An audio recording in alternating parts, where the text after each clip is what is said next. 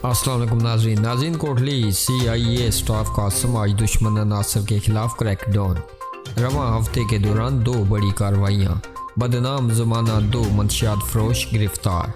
मुलजमान से तलाशी के दौरान 2 किलो से ज़ायद मकदार में 4 साला क्वालिटी बरामद करके मुकदमात दर्ज कर लिए। नाज़रीन तफसीलात के मुताबिक डिप्टी इंस्पेक्टर जनरल पुलिस रंजन मीरपुर चौधरी सजाद SP कोटली मिर्ज़ा शौकत अयात की हदायत पर in charge CIA staff Kotli alias Janjua ने हमरा तफ्तीशी अफसरान काजी यासीन सैयद अजीज रईस रफाकत चौधरी नफरी कार्रवाई के दौरान मुलजम मोहम्मद नसार वल्द जान मोहम्मद साकन गन्नी से 1060 ग्राम चर्स और दूसरी कार्रवाई फगवाड़ी मस्जिद के करीब करते हुए मोहम्मद वहीद से 1190 ग्राम चर्स आला क्वालिटी बरामद करके दोनों के खिलाफ मंशियात एक्ट 9C के तहत मुकदमा दर्ज करके तफ्तीश शुरू कर दी। दौरान तफ्तीश सनसनीखेज इंकशाफात मुतवक्का।